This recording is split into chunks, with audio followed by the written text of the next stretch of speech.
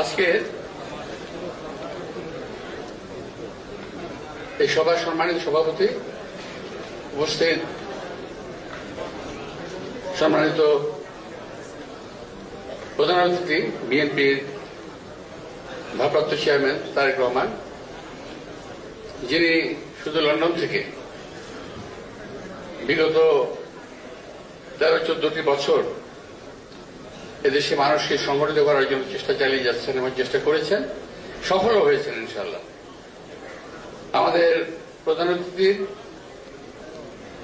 Biswajyoti Mirza Fakhrul Islam Alamgir, BNP মহাসচিব, উপস্থিত আমার সামনে ভাই ও বোনেরা, এবং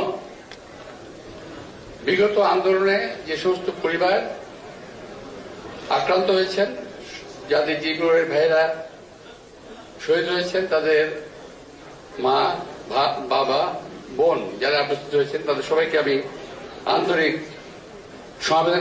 সমবেদনা জানাচ্ছি। আমি কিছুক্ষণ আগে যখন বক্তব্য শুনছিলাম একজন মায়ের বক্তব্য, যার বক্তব্য থামছিল না, তিনি বলেই বলছেন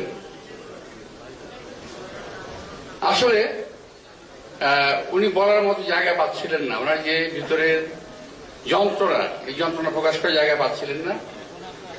আমার মনে হয় এই বাবা কিংবা মা, তারা এই ধরনের ফোরামে তাদের অন্তরটা খুলে কথা বলতে পারেন। আমি যে কোনো প্রোগ্রামে গিয়েছি, আমি দেখলাম তারা এই ধরনের কথাই বলে থাকেন এবং বলতে চান। তো আমি তাদের প্রতি আন্তরিক সমবেদনা জানাচ্ছি। তো আজকে এই দিনটি, যে দিনটিতে আমরা আছি, আজকে 19 তারিখ, 15-16 থেকে 19, এবং এর মধ্যে আমরা সকলেই বোধহয় ঢাকা শহরের এবং বাংলাদেশের মা, বোন, ভাই দিয়ে যা ছিল ঘরের, কেউ বোধহয় বাড়িতে ছিলাম না, আমরা সবাই বোধহয় হাসপাতালে পড়েছিলাম এই সময়টাতে।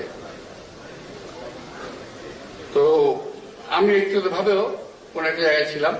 আমি শ্যামাপুর নিজের প্রসঙ্গে যাচ্ছি না, আমি শুধু এটুকু বলবো যে আজকে একটা বিশেষ গোষ্ঠী দাবি করেন যে এটা তাদের আন্দোলনের ফসল, আজকের বর্তমান যে অবস্থাটা।